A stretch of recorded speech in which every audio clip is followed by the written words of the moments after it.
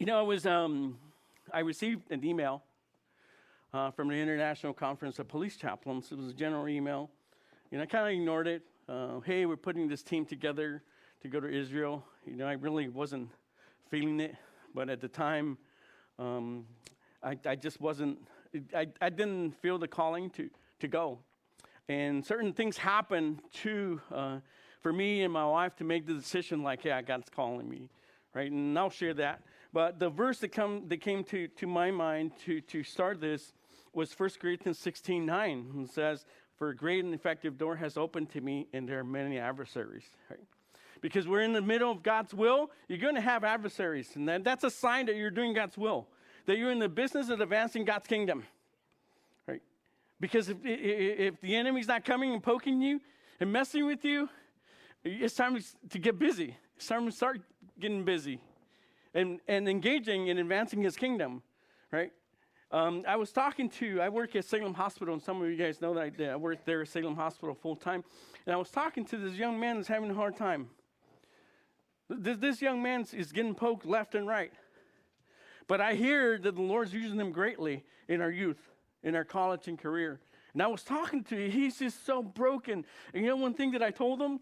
Hey, bro, be encouraged, because the enemy doesn't mess with you unless you're advancing his kingdom. And guess what?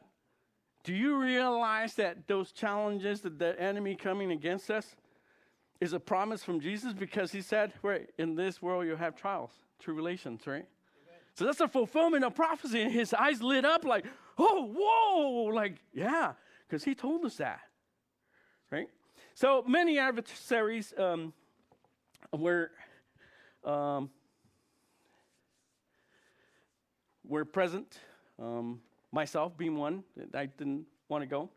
Then I got a phone call and say, hey, George, we really need, I've heard your expertise, I've heard your training, and I've heard that you have experience in not only critical incidents, but international critical incidents. I've had the opportunity to serve at Ground Zero, search and recovery. I had the opportunity to do the same in Haiti, and I've had several other opportunities to go and help people internationally.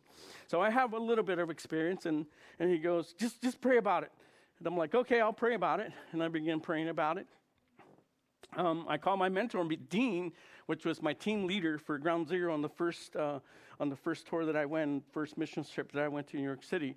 And then he goes, you chicken? And I'm like, whoa, wait a minute. I'm like, but Dean, my passport expires. And you'll see my passport here coming up in one of the pictures, expires in 6 months.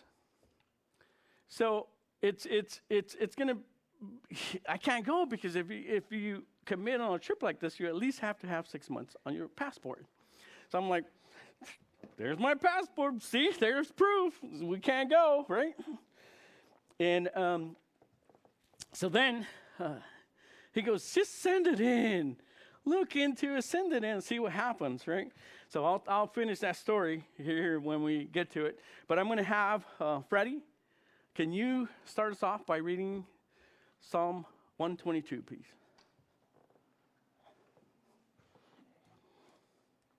I was glad when they said to me, let us go into the house of the Lord.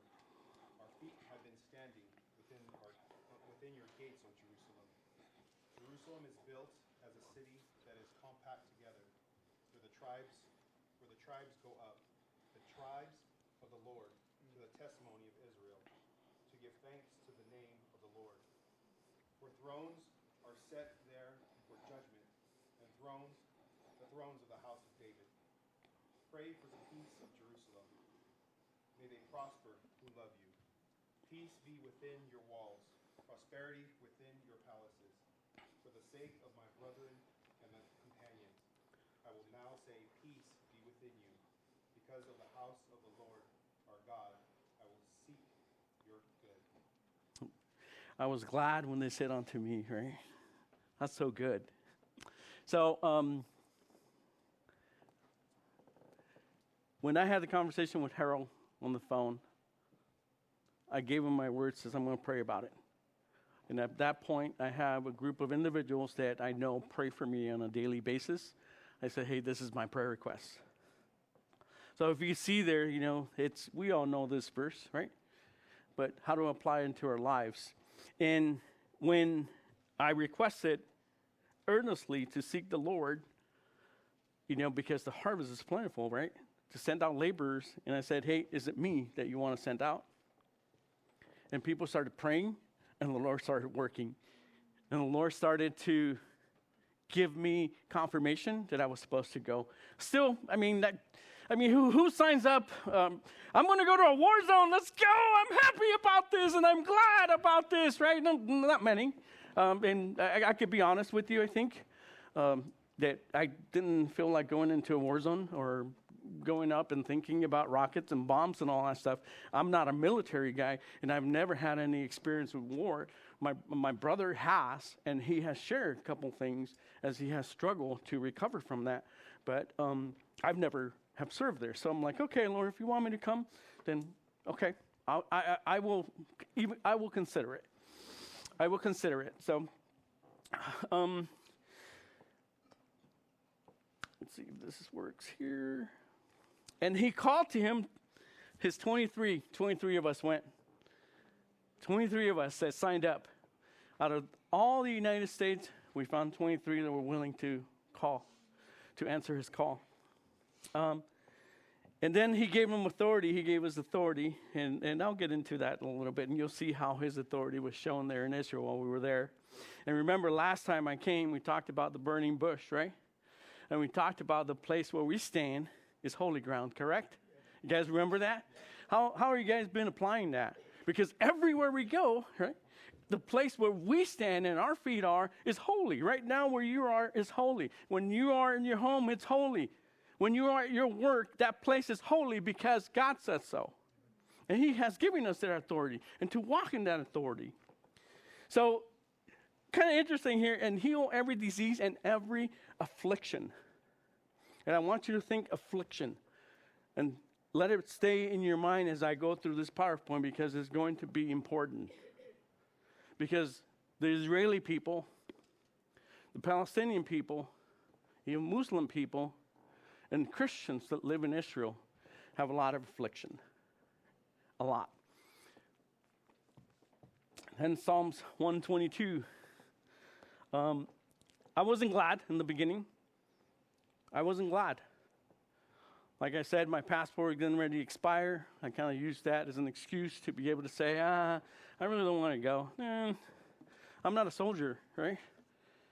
But then until I talked to Dean, he says, you are a soldier. You're in the Lord's army. And then he called me chicken. Oh, you chicken? He used another word, but for the sake of, right, he said chicken. So I'm like, okay. So I'm still not feeling it at that moment. So I sent my passport. I put it in an envelope. And it was such a relief for me. And sometimes when God is calling us to do something, it's sometimes it's scary, to be honest. Sometimes it's, well, you want me to do what? No. Send somebody else. So I put my passport envelope, I sealed it, and it was like such a relief. I went, now it's somebody else's hand. Good luck with that, right? And you know how long passports take, right? Right. So 14 days, 15 days later, 13, like around 2 weeks later, I go to the mailbox, and guess what's sitting there? My passport. I'm like, how did this happen? And not only that, my wife's passport came a couple days later, and I'm like, oh, come on. Then I knew that God had confirmed me going to Israel. Says, all right, I got it. And then all of a sudden, people started sending money. And I'm like, well, why are they sending money, right? But one of the senior chaplains here in the state of Oregon, he's like the godfather of chaplains, says, I talked to him too because he's one of my accountability people. And I said, hey, listen, this is my opportunity. He goes, where do I send money? Like, wait, I'm not asking for money. No, where do I send money? Because I think it's a great opportunity and God's given you, so I'm going to send money, right? And there he sent money. I'm like, okay, well, I guess I got to go. Even my mom was feeling a little bit like, no, I don't want you to go because it's a war zone. And she watches a lot of TV. She's Hispanic, right? And a lot of propaganda and stuff and a lot of like false information They make it appear bigger than it is. My mom says, no, in the beginning. She said, nope, I don't want you to go. You're not going. I'm like, Mom, I'm 57 years old. Can I make my own decisions? And I'm like, okay. But then when she found out, to the point that the whole trip was covered for me to go, which is amazing. It was to the penny what I needed. Exactly the amount that I needed. Not anything more, not anything less. So that was incredible. And she says, oh, you need to go. That's my mama said. You go, boy. That's my son. That's my boy, right? So I ended up going. My brother, he's been in the military. He says, don't go. You're going to have a gun? I'm like, no, don't go. I'm like, oh, I'm going, bro. I think that was the Lord's calling me to go. So anyways, just be glad when someone says to you, are you going to prayer? Or are you going to church? Be glad. Be glad in that. And I'm going to finish with that verse at the end. There, from getting my passport to being at the airport, that's my friend Ben. You see the picture right there, incredible Russian man. He's legit. He loves the Lord. He loves his people. And if it wasn't for him, this trip would have been a lot harder than it was.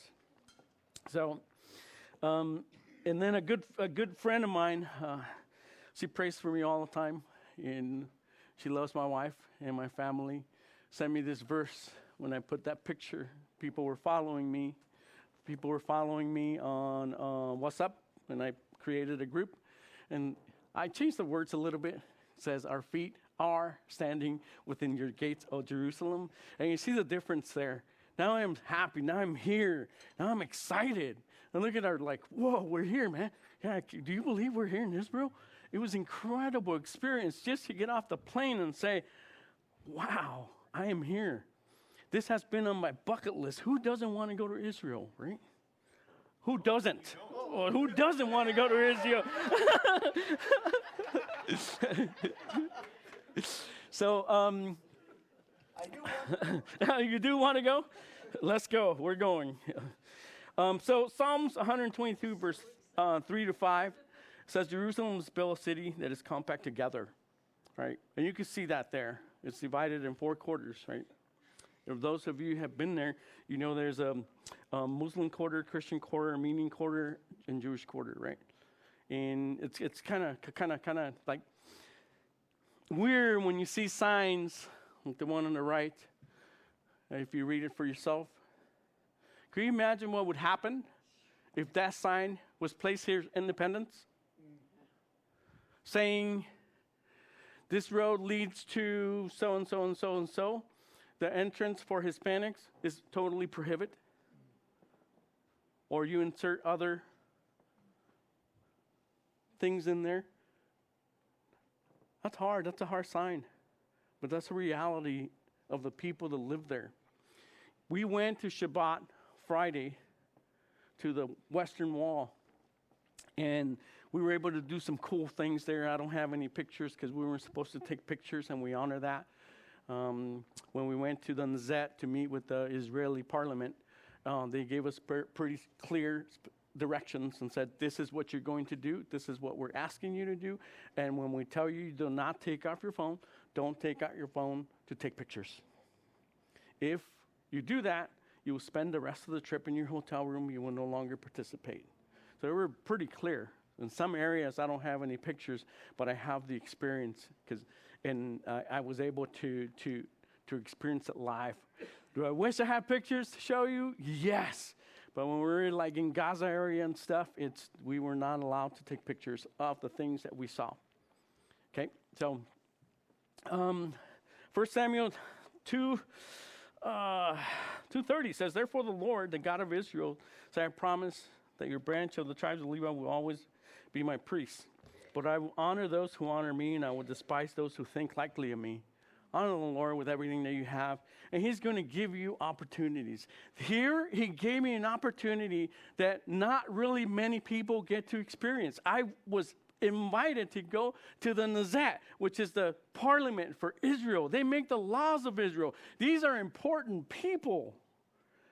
I'm sitting there, and that's the Israeli parliament right there. I would have never imagined that I would be standing there talking to the parliament members. Like, who am I, right? But when we honor God, he's going to bless you. He's going to give you opportunities you couldn't even think of. And I'm not boasting. I'm like, oh, look at me. I honor God. I'm not. Please don't misunderstand me. But I am like here to glorify God's name, because without him, I could have never done that. To meet with some incredible people. The security checks that we had to go through to be able to stand there, it was incredible. See there's a man walking in towards the top of the seats there. There's a dog. When that man comes in, it's time to bail, because they have that dog, and that dog will sweep everything. But when that dog comes in and that man comes in, that security person comes in, it's time to go, and it's time to go, right? So there, talking to Mickey Levy. I think you guys have seen him on TV, possibly. He was the former Parliament Speaker, and he's a member of the Zet. He's talking to us. We're able to hang out with him. He's the one that gave us the briefings. Here's the expectations. Here's what you're going to do, and please abide by them. If not, you won't participate anymore. October 7th, terrorist attack. You hear a lot of stories, and you hear the news saying this and that and that and that and that.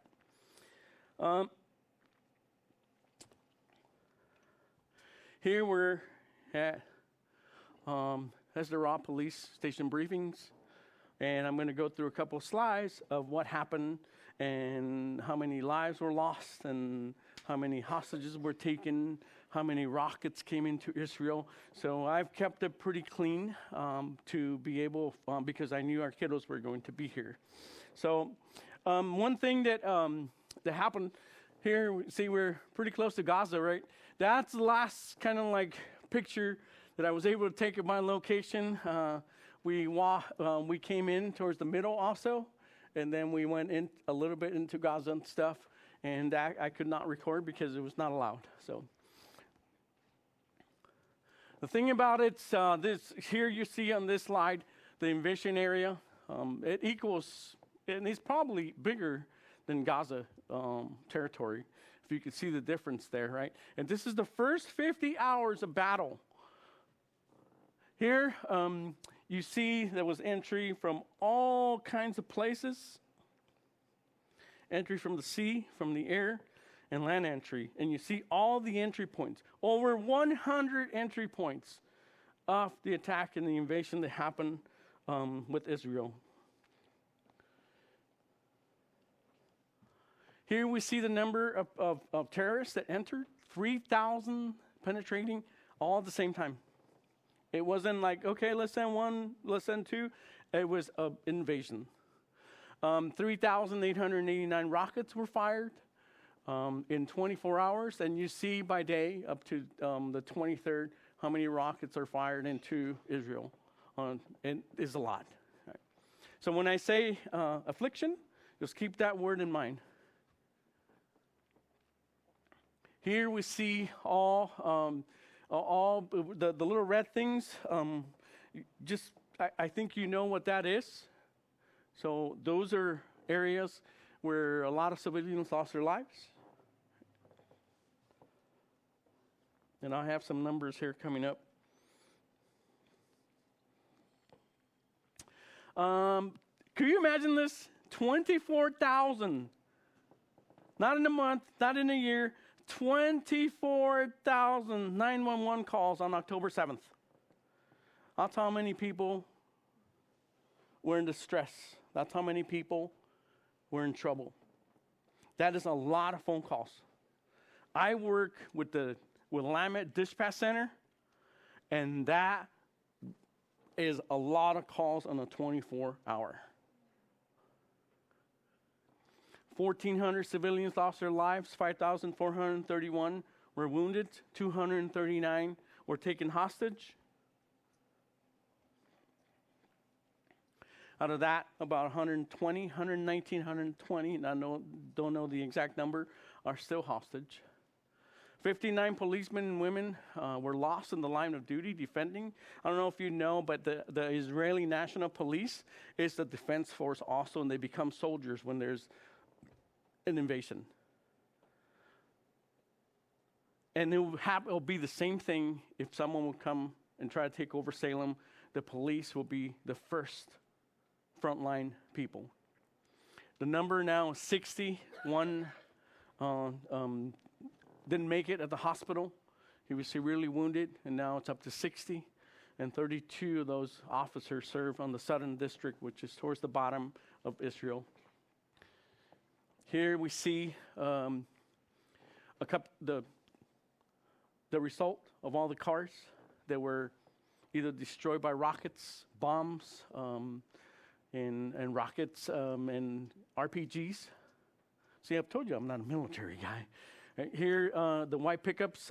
People in Israel don't buy white Toyota pickups because that is seen as a terrorist vehicle. So here you see on the top left, that is a Toyota pickup. There they mount a 50 millimeter gun, machine gun. I don't know what it is. Like I said, I'm not a military guy. I'm not great with terms, but 50 caliber bullet, it's about this big. It's almost as big as this right here. And the bullets that we're using for that were red tip, which is incendiary rounds. If you get hit by one of those rounds, it could cut you in half. So that's what. And the thing about that is that they had enough ammo and food and supplies in that pickup to last a month to 2 months. So they had a plan. They were going to execute their plan, and they were in it for the long run. It's not just, okay, it happened, okay, let's go. No, they had a plan, and that was to get rid of civilians and take over Israel. That was their plan, and that was their end game. Right? Because those pickups were fully loaded. They had, I was able to see a Dodge pickup, like one of those big pickups, like huge, like my pickup. Well, my pickup's little. And my friend, he has a Dodge truck, a big truck. And he goes, nice little pickup. I went and had a coffee with him on Thursday. He goes, nice little pickup, George. And I'm like, really? All right, Monty, I love you too. But they had one that they had welded like armor around it. And they had created this instrument of mass destruction. Anywhere it went, it did some damage. And you know what the Lord did on behalf of Israel, on behalf of their people? When they were backing up, they fell into a ditch. Boom! And they couldn't get out because it was so heavy, because they had welded iron all over the place. They couldn't get out. So that's what the Lord did and then he neutralized several of those vehicles. They were just fell in ditches or sank into the ground. They couldn't get out. That's pretty cool. That's God working on behalf of his people. Amen. So in the midst of so many stories, here I'll tell you what, Genesis 9:6, I use this verse a lot when I work for police officers. It says, whoever sheds man's blood, by man his blood should be shed, for in the image of God he created us, right? Romans 12:4, and we know this verse. 13:4. We know this verse, right? Here I'm going to tell you about this police officer, Lisa. As a police officer, she's 56 years old. There was a police station in Azeroth that was destroyed. I'm going to tell you a story real quick on that. They came, infiltrated, and they started taking over the police station. Police officer, she's a commander. She made the decision. We need to bail from here. We need to go to the roof, better vantage point. They went up to the roof, and she says, I took out 2 of them, but we were overpowered. We didn't have enough. Their ammo was running low, and then they said, we're going to make our last stand here on the roof. So, you know how every roof entry has one door? We've all seen movies and all that stuff, right? And she goes, I'm just going to camp myself here, and I'm going to grab the first one that comes in, and I'm going to try to take his weapon. And that's what she did. A guy comes in, fights Hand-to-hand combat. She's about 5'3", 100 pounds or something like that. Hand-to-hand combat. This is what these people are determined. They have the biggest heart and determination to protect what God has given them. You see the finger? Do you see her finger? Tape. Sports tape. And you know why? Because when she fought hand-to-hand combat, the terrorists came in, broke her finger. And she got mad. And she says, I punched them in the nose. And then, have you ever been punched here? Your eyes get watery, right? Sometimes blood. It just pauses for you. Then I took his weapon, and he was no longer there. I took care of it. And I'll spare you the details on that. And then I took his weapon. I started to come back from the door. And then as they were making entry, I was taking them out. So her total for that day was 8. She got shot in the leg. And she still kept on fighting. The heart and the passion. Because they know God has given them that land. And they're going to protect it with their lives. So all of a sudden, she says, I'm running out of ammo. So here, I'm going to come. She makes a call. Hey, come and get us. They're overtaking us. And that's all she remembers. She passed out with loss of blood. All of a sudden, special forces come in. She wakes up in the hospital, and she's alive. But the only reason why is because she passed out, and when they came sweeping the terrace, they thought that she was dead. And that's why she's able to say the story. If you look at the patch she's holding, it's a Salem police patch. So she earned a Salem police patch. So I had patches to give. And man, that lady right there, whew, reminds me of my wife here, Candy. Watch out, don't get near her, okay? Here we see how close, this is as close as I got to be able to record. Anything past that point, there were no longer cameras allowed. And I honor that because I didn't want to stay in the hotel room for the rest of the trip. I'm like, nope, the phone is going off. Here we see, this is where the graveyard is, where you see all the vehicles. Right here, that's how close we were to combat zones. We were closer, but we weren't able to document that for security reasons and stuff. So some of our guys got in trouble because they were posting pictures of where we were before we were going in, and they told them, you do that, you're going to go home. Because we didn't want to give our location for security reasons and stuff. So here is a couple of scriptures that came to my mind as I was going through this there. Because it took me a little bit to get used to war. The sounds, the noises, the ground shaking from time to time. You hear clack, clack, clack, clack out in the distance. Right? And where my mind went, it's like, wait a minute. How far can a stray one travel? Right? I'm like, oh, we're pretty close. This is too close for comfort. So it took me a little bit to get used to that, to the background noise, to be focused on the mission, to be able to help the people there in their affliction. There's our vehicle that was following us wherever we went. That's the SWAT for the Israeli National Police. And we have some bad hombres there, 3. And I was talking to the commander, and I says, there's 23 of us, and you only give us 3 and a little. I'm like, trust me, these guys are some bad hombres. That's what he said. I'm like, okay, fine, good enough. But some of the verses that came to my mind, and people were sending me messages and stuff, was Psalms 18:39. Army with strength for battle. That's strength for battle right there. 3 bad hombres in a SUV or whatever they call those things. Pretty cool.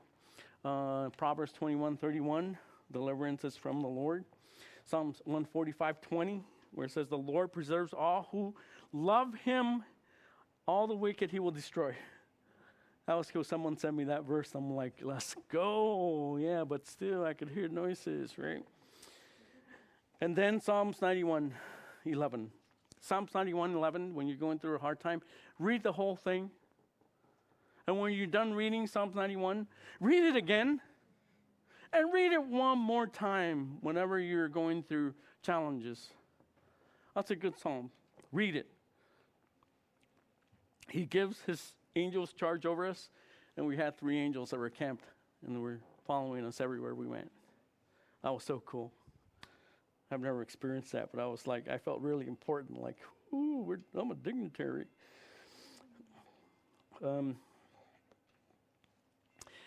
Here we go into the concert area, Nova concert. You know what happened there. I got a story I'm going to tell you here in a minute. We see the middle picture. It's one of those little things they put you to check your heart, right? When you go to the hospital, they put all these little monitors and stuff. One that was left behind. Those are all flags of all the people where the flags are. They're monuments to all the people who lost their lives there. If you notice, when we first entered there, bottom right, it was very humbling, because that's ground zero, and that's sacred ground there for them. It was very humbling to stand there. I couldn't believe it. And me and Ben are sitting there. Ben is crying, and I'm like, this is very, very humbling to be standing here, and to be here at this moment. Here we have a family that lost loved ones. That's picture, you'll see it later on, but she was broken. She was crying when we began talking to her. And she spoke English, and she said, "Where are you guys from?" And it says, "Well, Ben's from Walla Walla, Washington. I'm from Oregon. And we came over here just to be an encouragement and to come alongside and just be with you guys and support you guys and know that there's people that are praying and thinking about you." And then she wept more after hearing that. Oh, my goodness. But then we were able, I talked to her one-on-one. Ben, I believe he was praying as I was ministering to this woman. And the thing about ministering in Israel, it's just being present. And never underestimate the power of your presence, because what? The place where you're standing is what? Holy. They knew who we were. I didn't need to tell her my beliefs, that I believe in Jesus as the Messiah. I didn't need to say anything. I just needed to come alongside of her, give her a hug, and just pray for her and just bless her and just be present. She knows what we represent. They know who we are as chaplains. She knows who we are as Christians. And that alone, just coming alongside, that is the result after our conversation. Ben hugged, I hugged, then we did a big group hug, and that is the result. And sometimes that's all that's needed. I think it was St. Augustine that said, preach the gospel, use words when necessary, right? A lot of times we feel like we have to debate people. You don't have to debate people. You just have to love people. Love them unconditionally and meet them where they're at. Here's more pictures. You see that was the commanding officer there, the officer in charge there, his story. And is very powerful. He lost a lot of men there. And he was sharing his story, and one of the stories, if you see this tree line right here, we're standing here. That's where Hamas was hiding as they came in, and that's where they took cover. And they're firing at will. There's 9 officers fighting all these 200 plus terrorists. They have machine guns, they have handguns, 9mm handguns. And they're trying to defend, they're running low on ammo. And they're like, oh my goodness, what are we going to do? We're toast. But they continue saving lives, protecting civilians. They had piles of civilians here, and they stood there trying to protect them. Right? Heroes in my book. That's a real life hero right there. And you know the thing? He tells a story, and it's all over the internet. I think if you search tank at the Nova, everybody has the speculations. Oh, this is what happened. Oh, this is what happened, and this and that and that. Don't believe that. I'm going to tell you the real story, the truth of what happened with this tank. This tank, as the Israeli people are battling, they're in a battle. This tank comes out of nowhere. And I heard it from him because he was there, strolling through the festival grounds with the turret, I think that's what they call it, pointed towards the tree line. A lot of Hamas terrorists dropped their weapons and bailed. Well, I want nothing to do with the tank. See ya. They're cowards. So this tank comes, and then all of a sudden comes to a stop on a rock. Poof. And the turret's pointing towards the terrorists. So then he made a decision, I'm going to take as many people as I can to take cover behind the tank. Because the tree line's here and the tank is this way. So he started dogpiling people on the tank as a pyramid. And says, don't move, stay here. And then all of a sudden, he's like, what is wrong with this tank? He's not firing. What's going on with this? So he chose to get on top of the tank. He opened the tank. To his surprise, there's nobody inside the tank. And guess what the tank had? Full of ammunition. He jumps in there and starts throwing ammunition to his officers, and they were back in the battle. And they saved a lot of lives that day. They won the fight. They won the fight. You know that verse that said the battle belongs to the Lord? When you're going through a hard time, call out to him. Because it's not your fight, it's not your battle, it's his. We are his children. Just keep that in mind, because in this world, life is hard. And there's a lot of challenges. And there is more to come. But know that he has given us the promise that he will never leave us nor forsake us, that he will always be with us, that his goodness and mercy follows us everywhere that we go. Whew. In the place where we stand holy. Oh, man. It's like, this is awesome. Bring them home. You know, Mickey, the speaker, he made it clear to us, and he said, you know, all we want is our people back. That's all we want. You give us 120, we'll stop. But if not, we're going to finish. You know, have you guys watched the movie Taken? Yeah. Right. That guy is bad, huh? Like, yeah. Remember that famous phone call? He grabs the phone and he goes like this. In real slow motion, some cool music playing in the background. And we're all like, oh, here comes the hero. That's going to be a great line. Like, yes. And he goes, I have a very special skill set. And this and blah, blah, blah. I'm going to find you and I'm going to take care of you. Because they, had kidnapped his daughter. Here in the United States, we praise this guy and we go, dude, let's go. I'll be on your team. But then when Israel does it, that's what they're literally saying. We just want our people. You don't give us our people. We have special skills and we're going to take care of business. That's what Israel's saying. Give me my people. We don't, if they're no longer alive, it's okay. We'll take them because it's very sacred to them. To them, everything is sacred about, including bodily fluids. Everything. And that's all they're saying.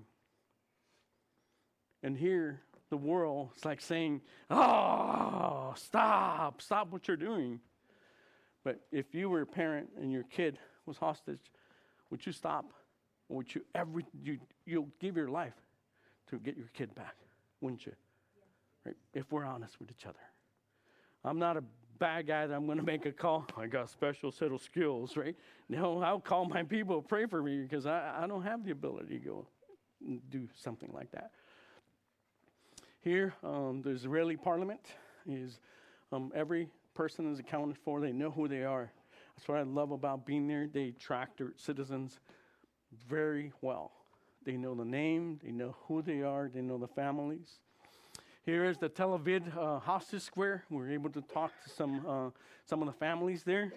And I tell you what, in my years of being a chaplain, in my years of coming along people, doing pastoral care, pastoring churches, going on mission trips in disaster areas, I have never experienced the pain, the brokenness, and the affliction on these people. The faces usually tell a story, and I have never, ever seen that. And to me, it was eye-opening that a person could be totally broken, completely broken, and haven't slept for days. And I was able to talk to them and just be there and do grief counseling. That was the best ministry there that happened. Outside of the next story that I'm going to share. But see right here, that's a tunnel. It's kind of like, so you can go and see what the tunnels are like in Gaza. So we were able to go in there and experience it. You could ride outside. You see, Salem PD, and I put Salem, Oregon, to show our support for them. The table on the right is 120 plates prepared. So when their loved ones come home, it reminded me of like the Lord saying, I have prepared a place for you, right? And that's what the picture I get in my mind. I'm going to read this real quick. And this is, did I ever mention Jesus one time? No. I was just there in the name of Jesus. And it says, this is one of the family members that I spoke to. And it says, I hope all is well. It's Noah, the friend of Sib and Gali Berman, who are held hostage by Hamas. We met at the hostage square on Friday. It was very important for me to reach out because what you have done should not go by unnoticed. I have so much gratitude and appreciation for your arrival to Israel and your support that you have shown. To you and all the officers that have arrived, she thought we were officers, but we were really a team of chaplains. And the reason why she thought we were officers because we were escorted by officers, and they thought that we were officials until she realized, hey, these are just normal people. And they came all the way from the United States to be here with us. And let's see where I'm at. Officers that have arrived. I was moved by how much my story has touched you. It was very reassuring to know that more people out there believe our story and are with us during the worst time in our lives. How important it is to come alongside, just be there for people in their worst moments. That's why I love being a chaplain, because I get to do that on a daily basis. How cool. It may seem small to you, but your support or you being there and willing to listen to my story. A lot of times we listen in order to respond.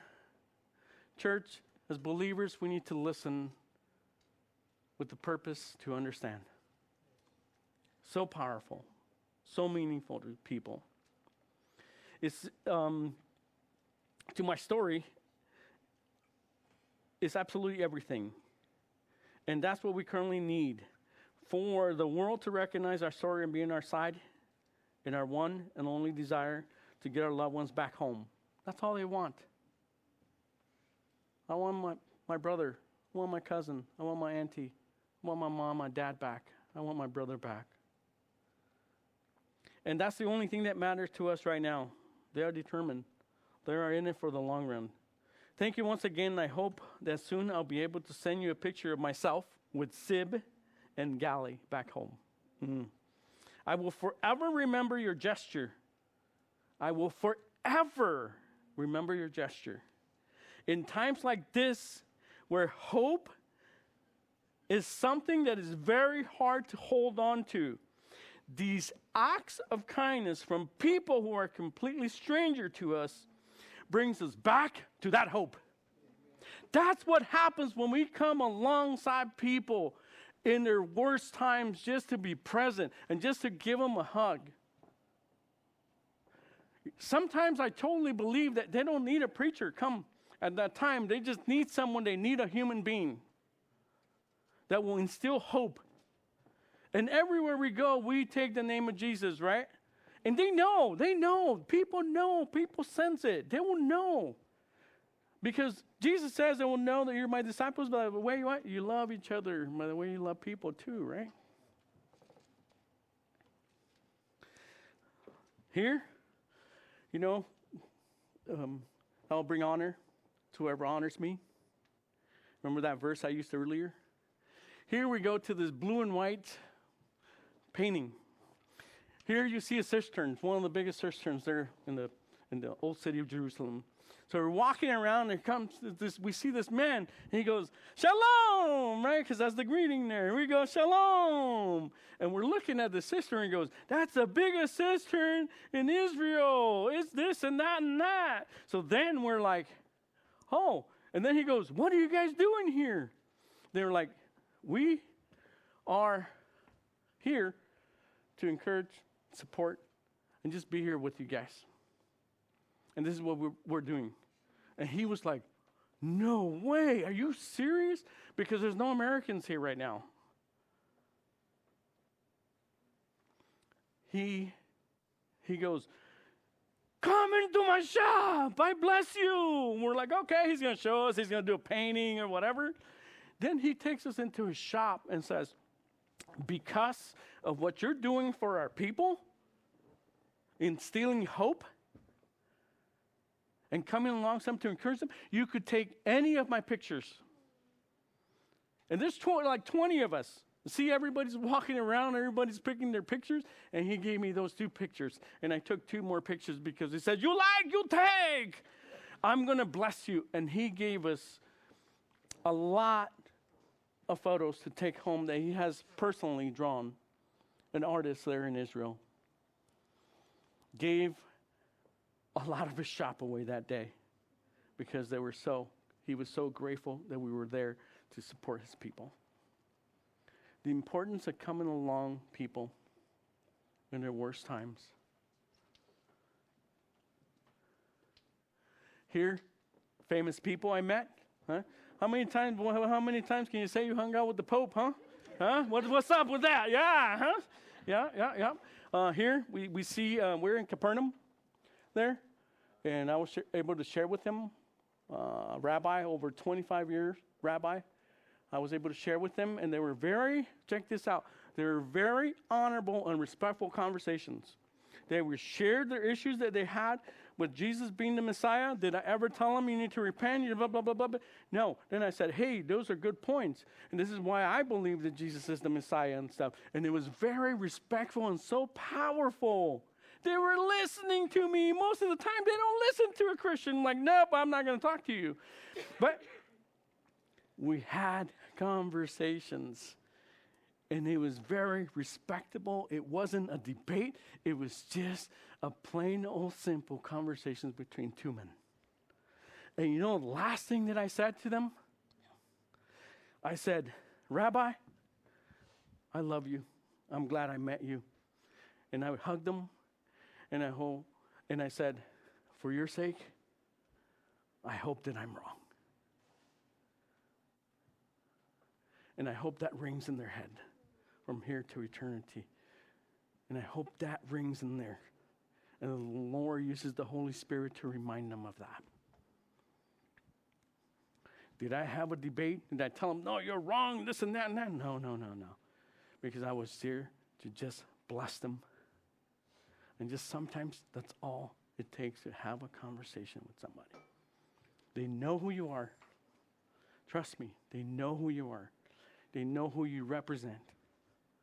And that, my friends, to have an opportunity to speak to a rabbi that's a theologian that has been studying scriptures, and probably he was a baby, to have that conversation was very powerful. For me, it was like, oh my goodness, I can't believe I'm having this conversation with this person.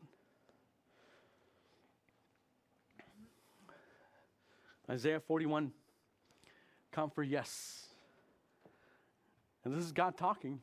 "Comfort my people," says the Lord. First responder, doctor at a hospital. She was broken. They were sharing her testimony of what the things she had to do. And she showed me their new baby. He goes, "Look at my baby. Bless." It's an Israeli person saying, "Bless my baby, George." Dude. Just being present and being there and loving on people. And last time I came, it was about loving one another. Right? But loving people unconditionally to advance his kingdom. Love God and love your neighbor as yourself. when I told her I work at Salem Hospital and that I take care of doctors, nurses, and healthcare workers, that's the result. Totally changed her whole face, totally changed. Not that I'm like, oh yeah, I'm George here, talk to me, you're going to have a smile. No, but that's just what the Lord did. And that's why I'm sharing this. Same picture there at the festival area. That's a result of us coming alongside people and just blessing them, just being there, just to be there. Zaka. We were able to go to Hebron, and we went to this organization, Zaka, which is, how long do I have, Sergio? An hour. Dinner? Okay, okay. All right. And Zaka is the International Search and Rescue. They're based out of Israel. And what they do, they're the experts as far as search and rescue now. They are the icons. What drew my attention to this is because I was able to serve at Ground Zero, right? Search and recovery. Uh-oh, I think I just lost the microphone. No? You guys can hear me? Okay. So here, and this was my moment. We're going back, third, fourth day that I'm in Israel. Do you see those faces? What do you see in those faces? Faces always tell a story. That's the two top commanders. They're sharing what they had to do, they had to endure after October 7th. I'm going to spare you the details, but if you want to have one-on-one conversation with me afterwards, I will tell you. Very, very challenging, and it shows on their faces. Yoshi, which is here on the right, at the end of his testimony, at the end of his story, he says, do you know why I do this? And he says, because I was once trapped and rescued from Ground Zero in New York City. You know where this is going. I sat there, and Ben turns at me, and he looks at me, and I look at him. I'm like, oh, whoa. So I make it a point to go and talk to him, and I say, Yoshi, can I ask you a question, sir? And he goes, yes. And I said, what building were you trapped in? It's either one or two. And those who have been there or have experienced or have experienced Ground Zero, you know what 1 and 2 is. He goes, I was in 2. And then I introduced myself. I showed him a picture of the badge. And I said, Joshi, the likelihood of me being part of your rescue team is very high. This man grabbed me, grabbed my face, and said, thank you. And he started kissing me all over the place. Finally, I had to say, okay, Yoshi, because there's pictures taken. My wife's going to see this. She's going to be jealous, man. Don't be doing that no more, okay? So then I hugged him really, really hard. It was an amazing hug, one of the best hugs I've ever had. And I started to cry with him. And this is day 3 or 4. I can't remember what you call it.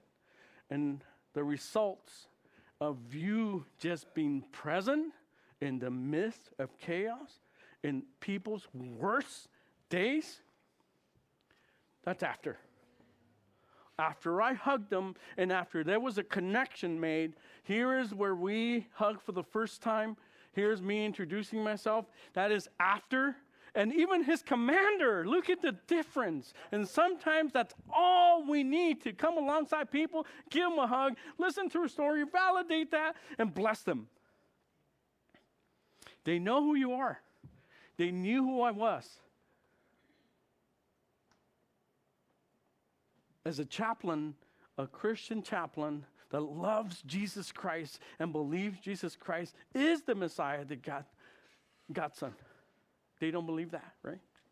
But man, What an opportunity for a believer to come here. And that wasn't a result of me saying like, oh yeah, this is cool. I'm going to go conquer Israel. That's because some of you guys were praying. Some of you guys here were praying for me. And that is the result of your prayers right there. They will never be the same, and I will never be the same. What are the odds of me going to Israel 23 years later and meeting a man possibly that we took out from a rubble in his worst time? Then we connect in Israel. What are the odds? I'm like, oh, you know what? Bring it on. Bring on the war. Yeah, tomorrow we're going to Gaza. Bring it on. I felt, one of those TV shows like, yeah, if a bullet comes my way, I'll just go, grab it with my teeth, right? Remember that? Those shows? Like, yeah, let's go. And that's what I needed. Because after this moment, it became non-existent to me, and I was able to focus on the work that the Lord has called us to do. Powerful.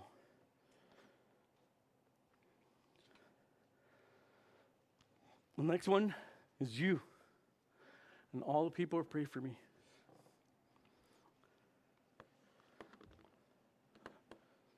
I didn't want to go in the beginning. And if I would have been stubborn, I would have missed out. I would have missed out on what God wanted to do through me and through us as you partner with me in prayer. I couldn't have done, and the Lord couldn't have worked unless we pray as believers. Next week of prayer. Come and pray. Pick your missionary in Israel. You have a missionary, pray for him. Because it's going to get interesting there. I know some information, and it's going to get interesting there towards the end of May, the beginning of June. That's all I'm going to say. You're going to see it in the news. One of the verses somebody sent me, so I would reflect in my hotel room, that really spoke to me. It was the step of a good man are ordered by the Lord. Let's be good people, good humans, and pray for one another. And prayer really changes things. Thursday night, I'm ready to come home. I have given everything I have. I was tired. I gave everything I had. I'm ready to come home. I'm ready to come to my bride. I packed my bags. You guys know what haba is? Okay, my Russian friend talked me into buying like 5 pounds of it. And I ended up leaving 4 pounds of it because it would have just put me over. And I'm like, why did I buy 5 pounds of haba? I don't know what this is. I brought it home to my wife to go, look what I got. And she goes, ew, what is that? I'm like, oh, bad move. But anyways, I'm still eating haba, right? So Thursday night, I packed my bag. I'm like, oh, it's going to be over. It's heavy. Thursday night, Friday morning, we had to Tel Aviv, take our plane back. I'm checking in. And the lady behind the desk tells me, Mr. Escalante, your plane is 30 minutes late. And I'm like, okay, I got 30 minutes. I got nowhere else to go. I'm done with my mission. I'm good. I'm ready to go home. I could wait 30 minutes. And then she gives me the bad news at the time, which were a huge blessing. But I didn't see that at the time. And she goes, that's going to make you lose or miss your connecting flight from New York to Portland. You're not going home. And I'm like, no, wait a minute. There's something wrong here.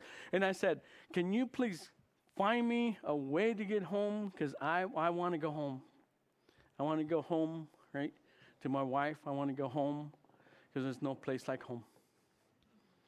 I'm done. So then she comes back with her supervisor, and the supervisor goes, Mr. George, I'm sorry. The best we can do is we'll cover your room in New York, we'll buy you dinner. They gave me a $60 certificate, each one of us, Ben and myself. So we had $120 to go spend in New York. And then we'll buy you breakfast, a $30 certificate. So they gave us their room, dinner, and breakfast. I go back to my seat, and I'm like, bummer, okay. I'm sitting there, and Ben's doing this. And I'm like, Ben, what's going on, man? You okay? And he goes, yep.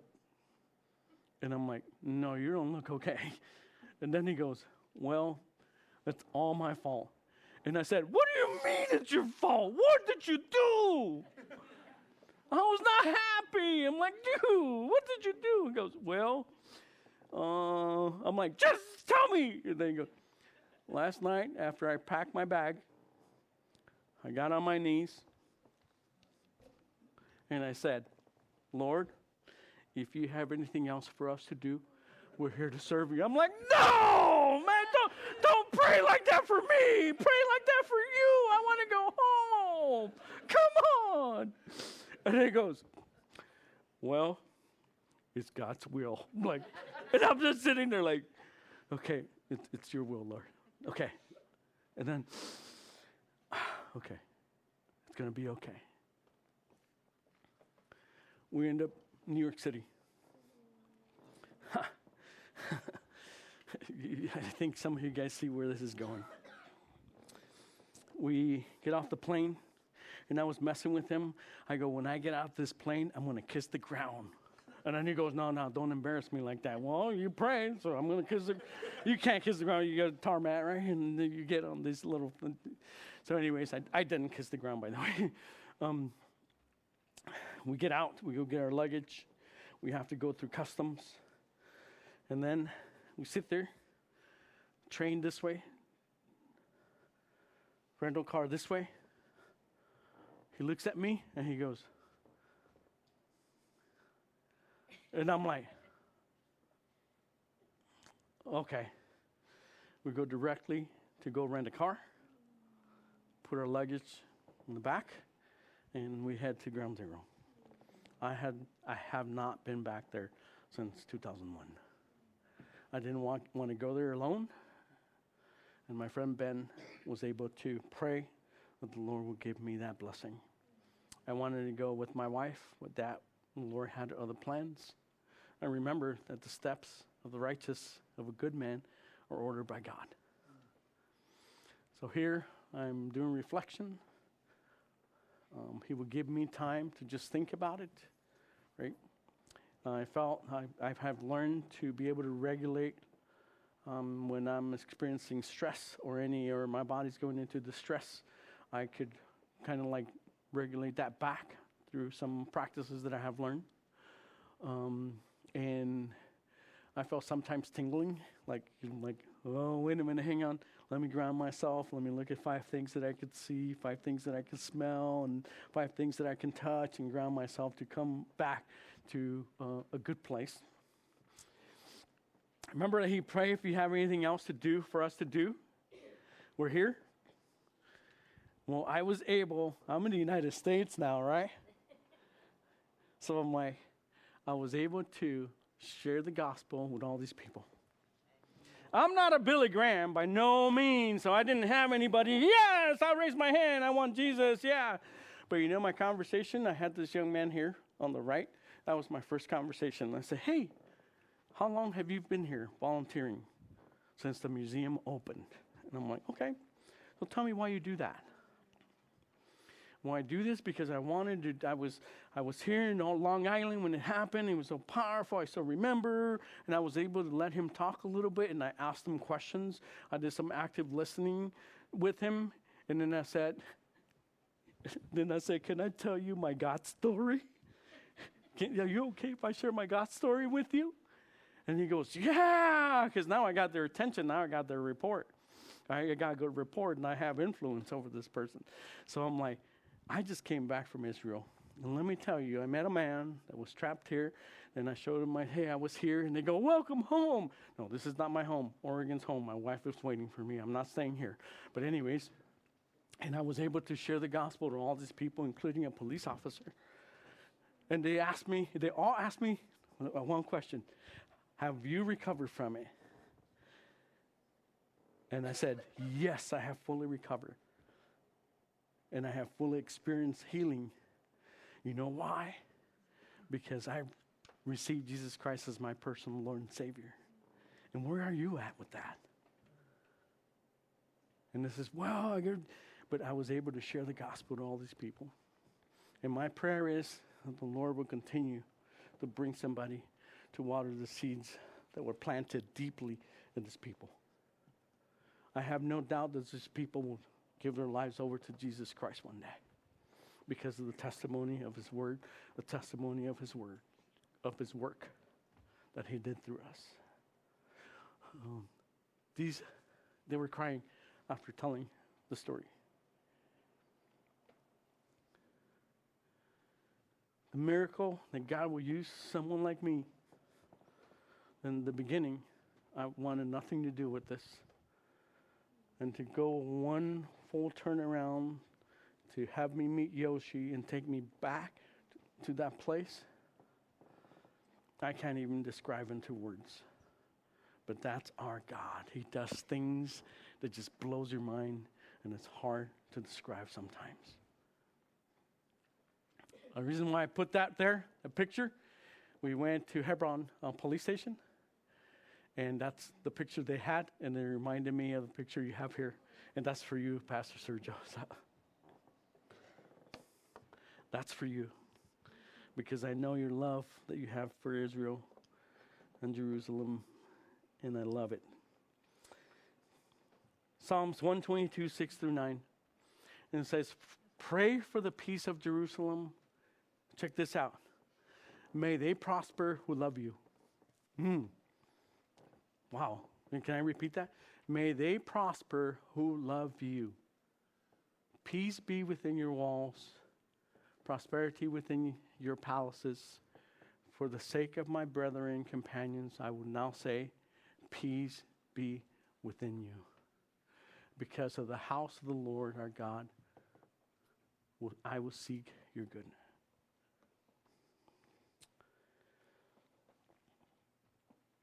Going back to the beginning, Psalms 122. I'm going to use as closing. And after this, we're going to do communion. And I have the honor and privilege to lead you in communion. And we're going to do it a little bit different. Okay, don't panic. We're going to do it a little bit different. So after I close, someone will play music. You're going to go and get your elements. Don't partake. Wait for me, and we're going to do it corporately. Would you guys do that with me? And we're all going to partake at the same time as the Lord gives me the privilege and honor to be able to lead you in communion. So I was glad when they said unto me, let us go into the house of the Lord. That's why I wanted to come home, because I love home. You know, home is my safe haven, my refuge from my daily challenges. I love home. I'm a home boy. Get it? See, because good children are pleased to go home to where their daddy is.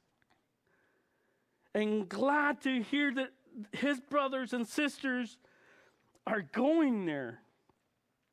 Hear David's heart when he writes this psalm in verse 1. His heart, he was a man after God's own heart. So his heart is what? To worship. And he knew the importance of going to the house of the Lord. When someone invited him to go, that's what he's saying. I'm glad when they said unto me. It wasn't his idea. It was somebody else says, hey, you going to church today? You going to prayer? Come on, let's go. And he was so glad. A lot of times, seriously, if we're honest with each other, a lot of times, like, I really don't want to go to the house of the Lord. Not today. Or, no, I'm going to watch something online. Or I'm going to watch a YouTube video to get. But here, David, a man after God's own heart, saying, I was glad to go into the house of the Lord. here he is delighted that he found other people inviting him. Like, whoa, this is like different. You had an invitation to come in the house of the Lord next week, to do prayer time, to do fellowship time. The excitement to hear others inviting him to a holy place, to a holy duty. Wow. He says, the word here is not go, but let us go corporately. And that's why I want to take communion corporately, because we're here together in the house of the Lord. And we're going to experience communion together as brothers and sisters. Here, David, being a man after God's own heart, I believe that David was glad for the sake of others, but not only others, but the sake of himself, because he knows what happens in the house of the Lord. He knows that that's where we go and be with God and hear his voice and get closer. That's where transformation happens. That's where healing happens. That's where you find grace, mercy, and peace. That's where we find that. We all need to be glad when we come into the house of the Lord, because that's where change happens, and that's where power and strength is. Amen. Nothing better can happen to humans. Nothing better can happen to humans and their friends and their family members than to love the place where God honors, loves, and peace dwells. What a glorious day when many people should go and say, let us come and go into the house of the Lord, and he will teach us his ways, and we will walk in his paths. I had the opportunity, and I'm going to close here, and we're going to go into a time of communion. Remember, go and get the elements and just wait patiently, and we're going to partake together. I had the opportunity as a Gentile. I don't know if you guys know that there's tunnels under the Western Wall. And we had clearances to go into these tunnels. They don't let Gentiles in these tunnels. And we're there in the tunnels. And we go in these tunnels, and I'm like, whoa. And then they go, this is original stone from the day. And we're like, whoa. And the rabbi says, sometimes I stand on this rock, and this rock speaks to me. Woo. So I said, hey, move. Let me stand on that rock. Right? And I'm like, all right. Right. And then we go, and there's a church down there. Supposedly, this is a closer location than the Western Wall. So that's the closest that, I don't know how true this is, but that's what the rabbi said. This is the closest place to the Holy of Holies anybody could get to. And for me to be there is very humbling. And you know, the people there, they were glad that someone has said unto us, let us go into the house of the Lord. And they dance, and we dance together. We like, I don't know what they're saying, but okay. Woo! It was back to my Pentecostal roots, right? And it was so good, and the heart and just the passion they have, it was incredible to experience. Let us go into the house of the Lord.